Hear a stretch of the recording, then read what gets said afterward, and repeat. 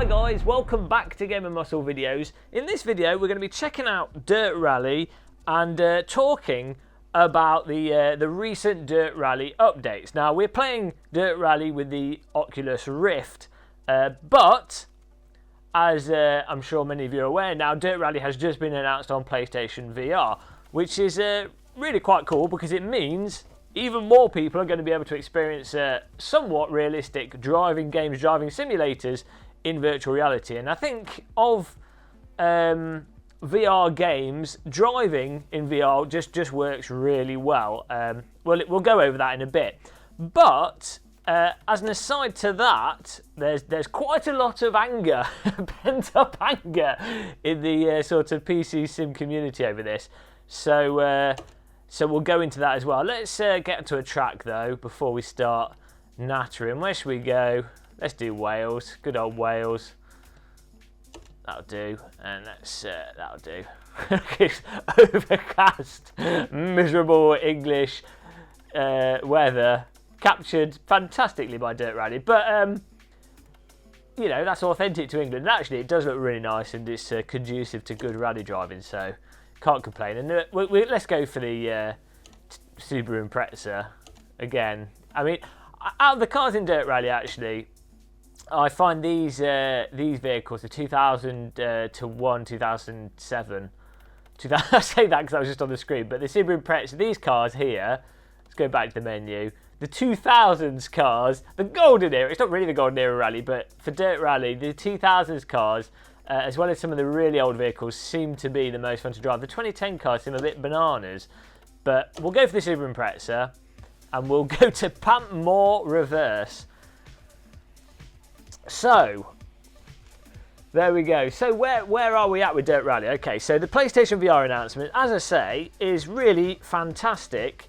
More people playing driving games, more justification to buy force feedback steering wheels, get cockpits and get into driving simulators. That's all good. You know, I'm a huge fan of driving simulators. And then the combination of driving simulators with VR as well, I think, is a really positive thing. But the anger, everyone wants to know about the anger. That's where the interest is. First of all, we've got to put the diff to the rear. Sorry, the brake bias to the rear, and then we need to stiffen up the diff. Strong, there we go. Everyone needs a stiff diff. If you don't have a stiff diff, you're not experiencing life to the full. Okay, so on to the controversy. Though as you can see, everything works really well with the Oculus Rift, and it's got, you know, proper Rift, native Rift drivers, or native Rift support. It doesn't have native Vive support. Now, this is important because though you can use Revive to play Dirt Rally with the HTC Vive, and you know, it is really playable and it is fantastic on the Vive using Revive. One of the quirks of Revive with games that use the Oculus Rift drivers, all stone in the road, is that the game doesn't perform as well as it would if it was using native OpenVR, but also the scale tends to be slightly off when using Revive instead of OpenVR native drivers.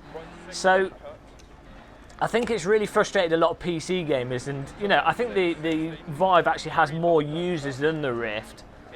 So, and also because Dirt Rally sort of started off on PC, you know, people sort of early getting into it, and it had a lot of traction on the sort of PC community. When I don't think Codemasters were particularly fully invested. The entirety of Codemasters were fully invested in the idea of doing a more realistic Dirt game. But the sort of Dirt team managed to really sort of take flight due to them doing a fantastic job with Dirt, and obviously their management and their production of it, but also due to the community sort of getting behind it as well. So I think a lot of Vive owners are really disappointed that it's coming to PlayStation VR, but they've not done OpenVR support. And actually, I think in some ways, I think this is where Revive has been a bit of a curse, the guys that do Revive have done an amazing job, and it's absolutely awesome that people with Vives can actually play a lot of the games that are exclusive to Oculus and haven't come out on Steam or wouldn't work with the Vive otherwise. But the downside of that is I think a lot of developers have felt that they don't need to bother doing OpenVR because people can already sort of play the game, or play the game to a reasonably high standard using Revive. This track is fantastic. Just driving through the countryside. Imagine, oh, there's some nice birds over there. Imagine doing this for real. My seat would, I'd be sliding around in my chair because I'd have soared myself. So yes, and I think also one of the other things that's annoyed a lot of the PC gamers is that the PlayStation version has also received an update that's allowed a sort of co-driver multiplayer mode, which I'm not sure how that's going to work or how they've done it. I think it's just that the person in VR maybe gets their driver view and then someone else can see the call outs and they call it out to the VR guy, which is actually a nice and probably not particularly expensive to develop, nice feature to have. But again, the sort of PC users on the PC side feel like, oh, how come they're getting features and we're not, when we supported it from the beginning? So yes, quite interesting. But you know, as I said, I don't think it's a massive feature. And people that have had this on the PC for a long time have got to the point where hardcore Dirt fans will have learnt all the tracks now. And I think the big problem with Dirt, it's not really a problem, but the biggest thing that it lacks in are tracks. Yeah, I can see why people are frustrated, and I think it's a little bit cheeky for them to do the PlayStation VR support and not the Open VR. Some people are speculating as well that maybe they've done some kind of exclusive deal with Oculus. I'm not sure if they have done. I mean, the way the deals often work with Oculus is that when they do deals, they're not normally outright exclusives unless Oculus fully funded the game. I haven't bound a button to my windscreen wipers. Normally the exclusives are timed exclusives when Oculus have provided funding. So I don't think Oculus. I don't think there's an arrangement with Oculus causing what's happened. I think it's more just that the Dirt team are probably busy working on Dirt 2, and they don't really want to put any development time into Dirt Rally. So actually, I wouldn't be surprised if rather soon we're sort of getting to that point that Codemasters will be announcing a sort of Dirt Rally 2. I mean, we've had that gap there. Either Dirt Rally 2 or you would hope more tracks for Dirt Rally. But I think we're at the point where, given the success of Dirt Rally, that we'll probably start seeing murmurings of the Dirt Rally 2 within the next sort of 6 months or so. I mean, let's face it, the bulk of what's needed for the rally game in terms of the R&D and the really hard components of game development have been done in this version of Dirt Rally. So for a Dirt Rally 2, it would be mostly a case of more tracks, more locations, and then sort of polishing up of, you know, interface and some different car content and what have you. But that's all speculation. So that sort of covers what's been going on in the news with Dirt Rally. The Dirt team as well also said that they have got some more announcements to make as well. So we'll see. I'm just really happy to have a rally game, a recent rally game release that's more on the realistic side, has VR support, even if it's Open VR and even if it's just Rift, but also has VR support on the console, so console gamers can experience how good driving realistic cars is in VR. So I'm just really happy that we've had that success with Dirt Rally, because, you know, it's entirely possible that we could still be at the point where Richard Burns Rally is like 300 years old. Grandad Burns Rally being the only realistic rally game. Now I know some people will say it still is the only realistic rally game. Like, yeah, I appreciate many aspects of Richard Burns Rally are more realistic than Dirt Rally, but you know, I actually really like in general what Dirt Rally has done and achieved. It just needs more tracks. It's the only downside of Dirt Rally. Whoa, sliding out. But I really enjoy these the 2000s cars in Dirt Rally, and the old vehicles, and then using the H pattern shifters, driving them around. It's just really fun. I would say if you're watching this and you're sort of you're playing this on the PlayStation VR, or you're just sort of new to driving simulators and Dirt Rally, maybe you've only just heard about it. Oh no! I was saved by the burn. I was about to drive into those logs then. I really can't state any more how important it is that you really need a force feedback steering wheel to fully enjoy and appreciate the game. Now, I know steering wheels seem quite expensive, they are quite expensive, but a force feedback steering wheel like a T300 or I'm not sure what the branded ones for PlayStation are, but just try one at least once, and then you'll start to see why driving simulators are so compelling, even if you don't particularly like, you know, you'd have a thing for cars, you don't particularly have a thing for simulators.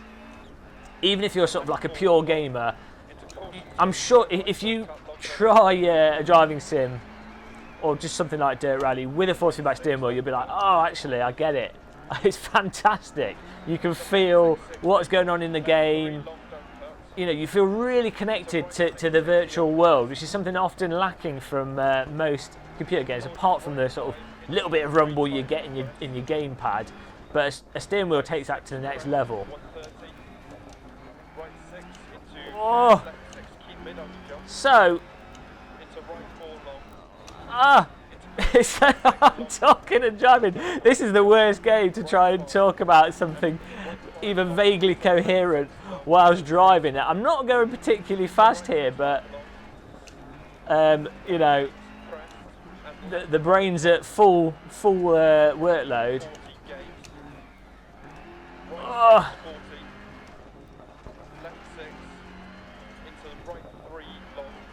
But I think it's going to be really interesting to see what Codemasters do. Hopefully, people don't get too angry at them for doing the PlayStation release. I mean, and sort of ignoring the PC release to some extent.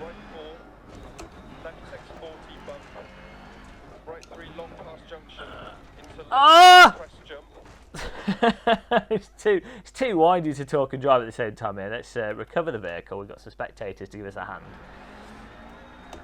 But Dirt Rally has, I think, for me, it's been a really fantastic value for money game. Needs more tracks. I think they put too many cars in it. I think the multiplayer, I mean, the Rallycross idea is really nice and they got it licensed and what have you, but that's not really been of interest to me. I mean, if I want to race online against other people, I'd rather play something like Assetto Corsa or iRacing or one of the more traditional simulators. I mean, Rallycross is different to those games in terms of how you approach it, but I don't think the physics in the game and the general nature of the game really lend itself to me wanting to put time into those modes. But with these 2000 cars on the gravel circuits and the Greek circuits, that to me is where Dirt Rally has really shone, but it just needs more tracks. I'll keep saying that. He's just stood there with his Mac on. But there you go. I mean, it's going to be... I'm really eager to see how well it does on the PlayStation with the PlayStation VR. If people respond to that well, if people get motion sick from it. I'm not sure how bad the PlayStation VR is for motion sickness. It'll be interesting to see how much they've had to reduce the quality of the game though to actually get it to run, because the PlayStation 4 and the PlayStation 4 Pro, I think they've called it, isn't particularly powerful. I mean, it would sort of equate to what you'd get for like a £600 PC or something. So they've probably had to cripple the game visually quite a lot to get the I think it uses 60 hertz, which is then upscaled by its PlayStation VR sort of interleaving box. We'll see.